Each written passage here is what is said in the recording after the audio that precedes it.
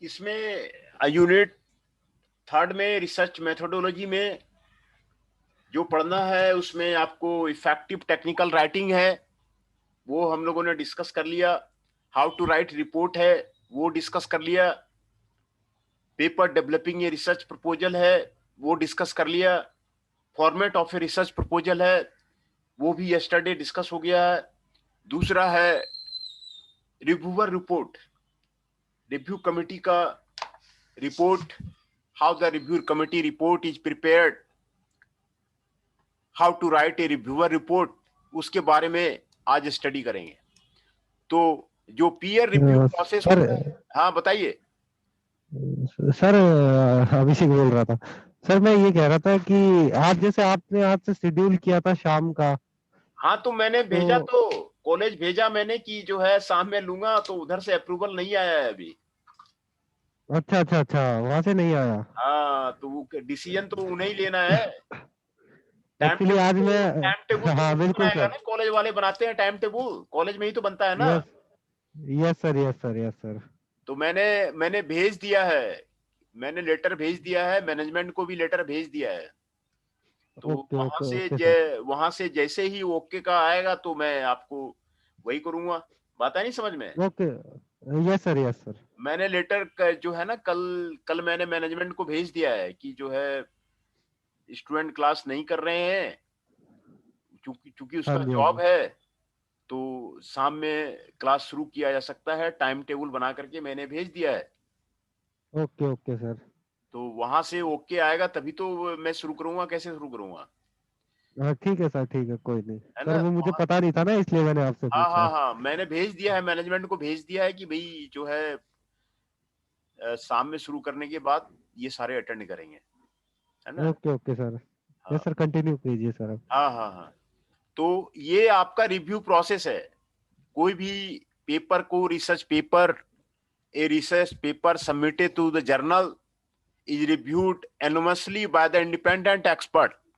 Independent expert के द्वारा जो है उसको पूरा रिव्यू किया जाता है in the field, to determine the paper is suitable for publication और नॉट। वो पब्लिकेशन के लिए सुटेबल है कि नहीं है, इसको इंडिपेंडेंट एक्सपर्ट, जो कि गुप्त रखा जाता है, एक्सपर्ट के बारे में नहीं बताया जाता है। जो रिसर्च पेपर है, रिसर्च पेपर को जर्नल एडिटर के पास भेजा जाता है, जर्नल एडिटर जो है उसको गुप्त रख करके वो इंडिपेंडेंट एक्सपर्ट के पास भेजते हैं। तो ये उसका रिव्यू प्रोसेस है। Paper is received, paper received किया जाता है।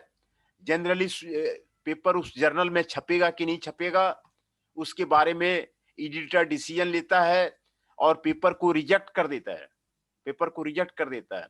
जब एडिटर एग्री हो जाता है कि ये जो है ये रिसर्च पेपर हमारे जर्नल में छपने के लिए सुटेबल है, तो वो रिव्यूअर को भेज देता है, रिव्यूअर को भेज देता है।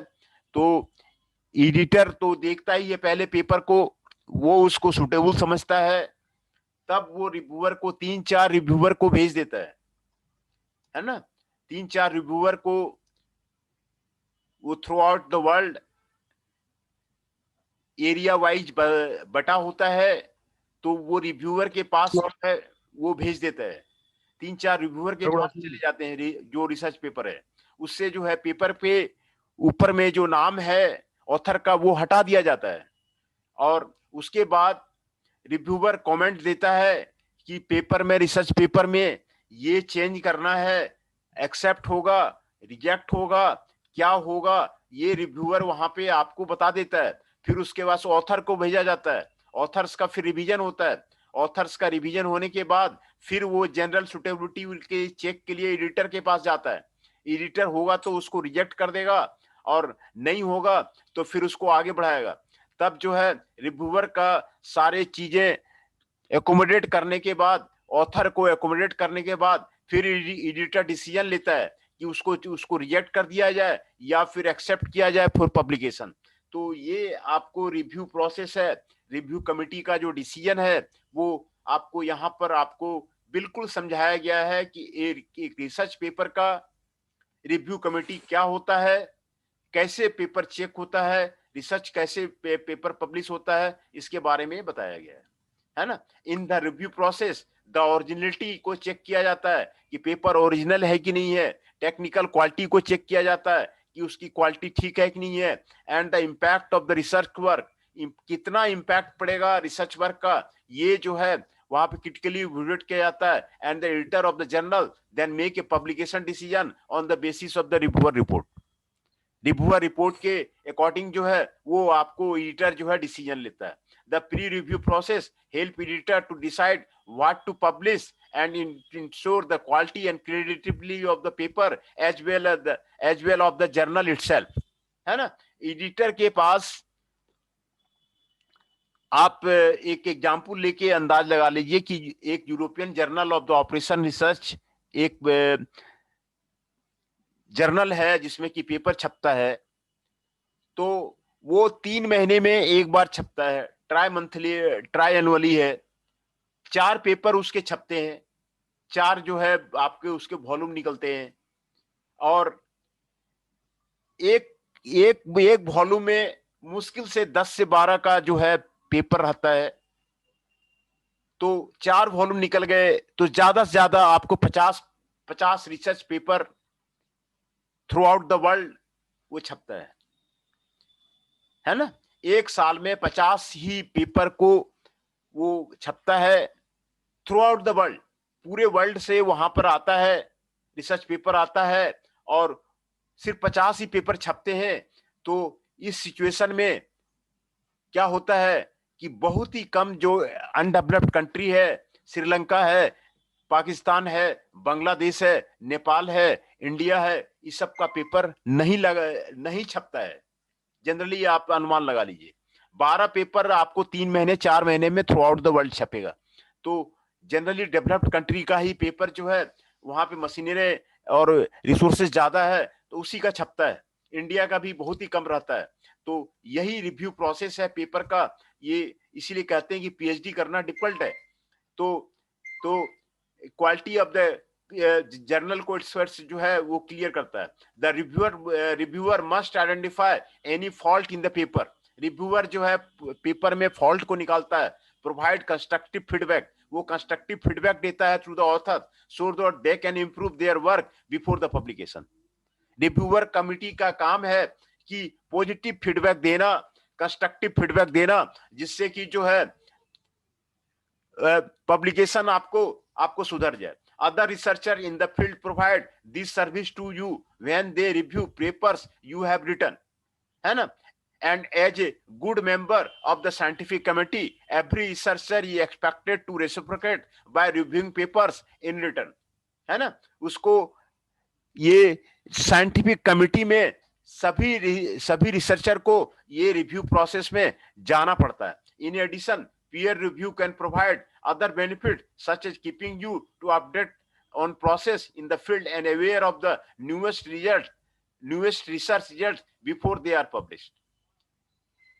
रिव्यूअर का सेंस यही होता है कि उस जर्नल में क्वालिटी का पब्लिकेशन हो, इसीलिए न्यूएस्ट रिसर्च को ध्यान दिया जाता है ना। A simple flow chart of the peer review process is shown here. आपको रिव्यू प्रोसेस का जो प्रोसेस है, कैसे पेपर छपता है, ये आपको यहाँ पर आपको बताया गया है ना। एमटेक में भी आपको एक रिसर्च पेपर निकालना जरूरी है थीसिस में, है ना। तो आपको भी रिसर्च पेपर लिखना पड़ेगा। तो आप ये देख लीजिए कि डिसीजन कैसे होता है, ये डिसीजन को आपको बता रहा है। Role of the editor and the reviewer, है ना। क्या रोल एडिटर का होता है, रिव्यूअर का होता है। When a paper is submitted to the journal office, a general check of the paper suitability such as the manuscript format and length it is checked. Manuscript का फॉर्मेट क्या है, length क्या है, and the matching of the research scope is conducted at the journal office. Research office को journal office में conduct कर दिया जाता है। If it is just to be suitable, the editor will ask a reviewer to evaluate your paper. अगर उसको suitable बुझाता है तो उसको पेपर को इवैल्यूएट करता है। The reviewer is asked to evaluate your paper from a variety of the aspect such as the novelty and originality of the research, है ना। नोवेल्टी बहुत जरूरी है, नयापन बहुत जरूरी है। ये हर एक एडिटर देखता है कि उसका जो पेपर छपेगा तो नया होना चाहिए, समथिंग न्यू होना चाहिए। दूसरा, ओरिजिनल होना चाहिए, डुप्लीकेट नहीं होना चाहिए, ओरिजिनल होना चाहिए, किसी भी रिसर्च का ओरिजिनल होना चाहिए। The importance and impact of the result, logic, style and length and creative of the presentation and the completeness of the references. Result, impact of the result क्या है, इंपोर्टेंस क्या है उसका, लॉजिक क्या है, स्टाइल क्या है, लेंथ क्या है, क्लियरिटी ऑफ प्रेजेंटेशन कितना है, ये सारे जो है ये एडिटर का रोल है, रिव्यूअर का रोल है। The reviewer provides a report including the various comment and recommendation for the improvement. Reviewer जो है कमेंट्स देता है ऑथर को, रिकमेंडेशन देता है फॉर इंप्रूवमेंट के लिए। On the basis of the reviewer report the editor will make one of the following decision on your paper, है ना। ये आपको डिसीजन लेगा, except for publication without revision, बिना रिवीजन का एक्सेप्टेंस पेपर छप जाएगा। Ask for minor revision for likely acceptance, minor revision के लिए देगा, उसके बाद जो है एक्सेप्ट हो जाएगा। फिर जो है आपको major revision for another review process, फिर मेजर रिवीजन के लिए आपको देगा, उसमें जो है आपका जो है फिर से रिव्यू प्रोसेस स्टार्ट होगा। और दूसरा है चौथा में रिजेक्ट आउटराइट, वो रिजेक्ट कर देगा, उसे प्रॉब्लम पसंद नहीं है, उसे मेथोडोलॉजी पसंद नहीं है, उसको पेपर पसंद नहीं है ना। ये चार डिसीजन जो है आपको रिव्यूअर देता है कि उसको पेपर पसंद नहीं है, इसको रिजेक्ट कर दीजिए। तो ये डिसीजन जो आपको आने वाला है, आप लोग भी एक जो एमटेक की थीसिस है वो तभी आपको सबमिट होगा जब एक रिसर्च पेपर आप निकालेंगे, है ना। तो ये सारे डिसीजन आपको आएंगे, आपको रिव्यूअर से जब करेंगे तो ये आप यहां पर आप चेक कर लीजिए। रेस्पॉन्सिबिलिटी ऑफ द रिव्यूअर क्या है? The reviewer must provide to the editor in objective expert opinion whether the paper satisfied the journal criteria and suitable for publication. ये रिव्यूअर का रेस्पॉन्सिबिलिटी है। वो ऑब्जेक्टिव चेक करेगा, expert opinion check करेगा, paper जो है जनरल क्राइटेरिया का fulfil कर रहा है कि नहीं कर रहा है। The reviewer must understand the technical content of the paper, वो टेक्निकल कंटेंट पेपर का वो चेक करेगा। Evaluate whether the paper gives a sufficient contribution to the relevant field in the accordance with the scope and readers of the interest of the journal. ये आपको sufficient contribution, relevant field, accordance with the scope and readers, वो आपको check करेगा। The reviewer should be neither too restrictive nor too permissive in assessing the paper. Reviewer जो है आपको assessing paper में आपको रिव्यू नहीं करेगा। If the paper is sufficient for publication in its present form but includes new and significant result that could contribute greatly to the field, the reviewer is expected to help authors improve the quality of the paper to publishable level. अगर new paper रहेगा, significant result देगा, तो authors जो है improve करेगा, वो पब्लिशेबल level में होगा। In contrast the reviewer must function as a filter to reject the unreliable और मिसलीडिंग वर्क, है ना। अनरीजेबल मिसलीडिंग वर्क को ये उसको चेक करेगा। What to consider before you accept A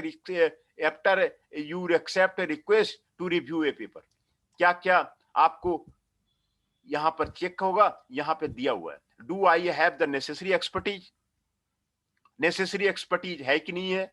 can I complete the review in time, क्या जो है रिव्यू आप टाइम में खत्म कर सकते हैं, नहीं कर सकते हैं। Do I have conflict of interest, ये आपको चेक करेगा, है। कॉन्फ्लिक्ट ऑफ इंटरेस्ट तो नहीं है। If you are collaborating with any of the authors, if you have a financial conflict relating to the research, or if an author or friend direct computer, you must decline the review request to inform the editor immediately for your status.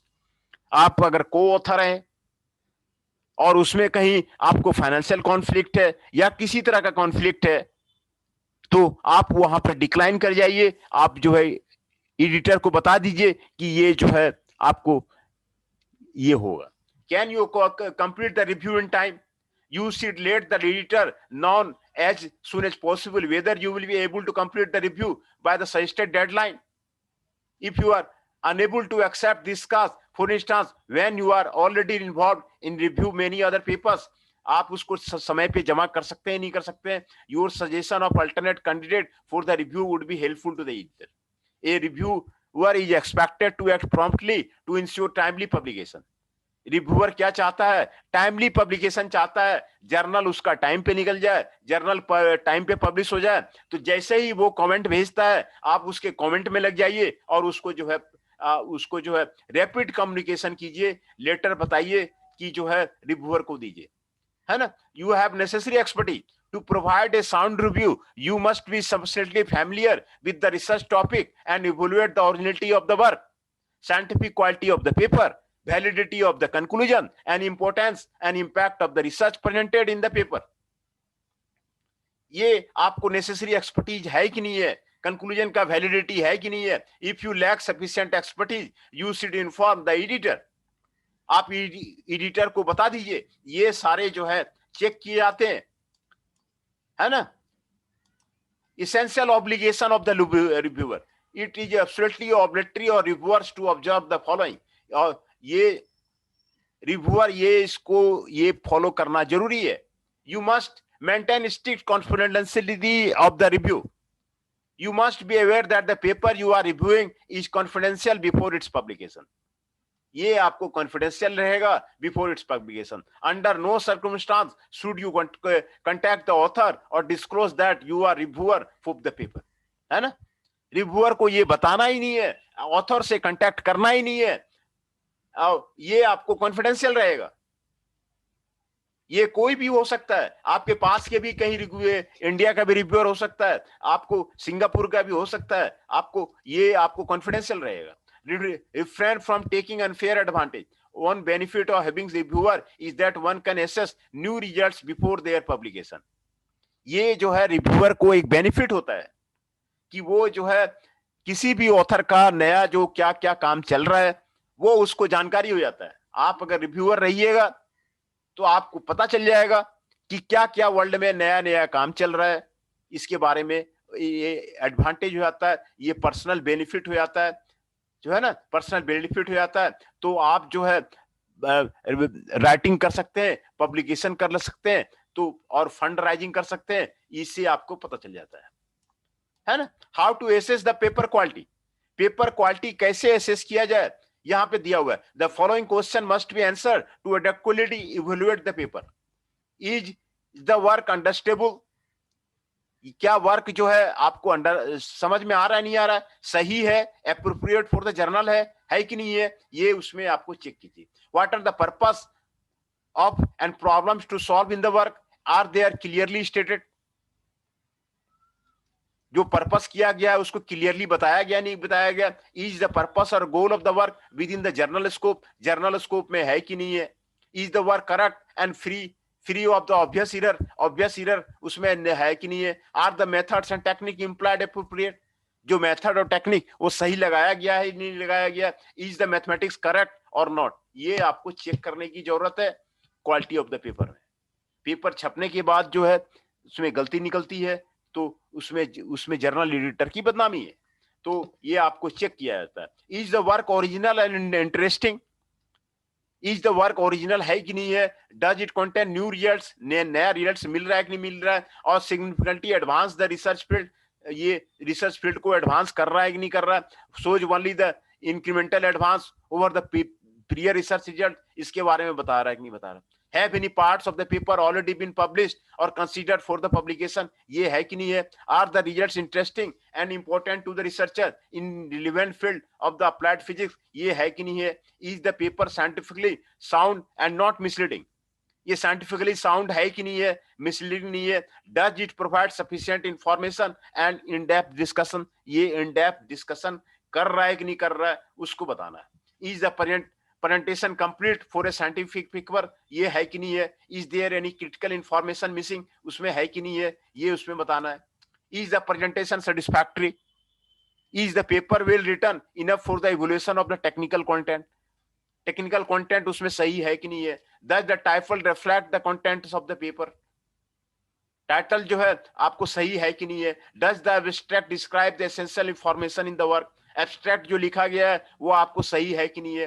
Does the introductory section adequately explain the framework and problems of the research, problems of the research क्या है, उसको सही से बताया गया है नहीं बताया गया है, are the importance and usefulness of this research work are clear है कि नहीं है, ये आपको उसको बताया गया। आर सफिशिएंट रेफरेंसेस साइटेड, आपको ये देखिए इसमें बताया जा रहा है कि 30 references of a regular paper लेना जरूरी है and 20 references for the letter rapid communication for recommended.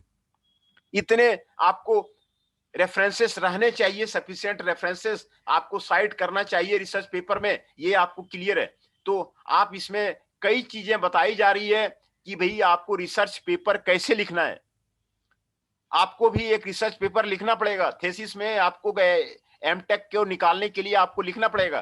तो आप ये देखिए कि कैसे रिव्यू होता है, क्या क्या जो वहां पे जरूरी है। Is the length and format of the paper is approved, length और फॉर्मेट 50 पेज का होता है जनरली पेपर, वो है कि नहीं है, फॉर्मेट में है कि नहीं है। Is the conclusion logically supported by the obtained result, conclusion आपको सही रिजल्ट में है कि नहीं है। Are the figures and table easily readable, correct and informative, figure और टेबल्स आपको सही बता रहा है कि नहीं बता रहा है, करेक्ट है कि नहीं है और इंफॉर्मेटिव है कि नहीं है। फिगर जितना ज्यादा आपको रिसर्च पेपर में रहता है वो पेपर का वैल्यू उतना ज्यादा बढ़ जाता है, टेबल जितना ज्यादा रहता है उस पेपर का टेबल बढ़ जाता है। तो जनरली आपको 10 टेबल 10 फिगर आपको रहना ही चाहिए आपको एक रिसर्च पेपर में। Is the English understandable, English जो है आपको सही लिया गया नहीं गया है, आपको free of the grammatical error और टाइपोग्राफिकल एरर है कि नहीं है ना। मैंने भी कई रिसर्च पेपर लिखा है तो उसमें जो पेपर जाता है तो वो साफ लिख देता है कि भैया your mother tongue is not English, there are the many grammatical errors are there. तो ये हमारा भी लिखा हुआ बताता है कि वो साफ लिखता है कि your mother tongue is not English and many grammatical errors are there, you improve the grammar, है ना। तो एक इंडियन के साथ में ये आपको प्रॉब्लम आती है कि जो इंग्लिश जो पेपर छपता है वो इंग्लिश में ही छपता है। इंग्लिश आपका स्ट्रांग होना चाहिए, इंग्लिश स्ट्रांग होना चाहिए, ग्रामेटिकल फ्री होना चाहिए, टाइपोग्राफिकल एरर फ्री होना चाहिए, इंग्लिश जो है आसान ढंग से लिखना चाहिए। ये आपको सबसे बड़ी जो है आपको जो है वो आपको जिम्मेवारी है। दूसरा, tips for preparing A reviewer report करने के लिए। सर इतना ही रहने दीजिए सर आज। हाँ ठीक है, इतना ही रहने देते हैं, है ना। तो इतना ही रहने दीजिए हाँ, जी सर। ये रिसर्च पेपर का कैसे रिव्यू प्रोसेस होता है उसके बारे में आपको डिटेल से बताया जा रहा है, जो रिव्यू कमेटी कैसे क्या करती जी सर। है। तो ये इस दौर जी से गुजरना ही पड़ेगा क्योंकि एक रिसर्च पेपर आपको भी लिखना है, तो आपको जी सर। तो ये करना ही पड़ेगा। Okay, thank you. ठीक है सर, थैंक यू सर।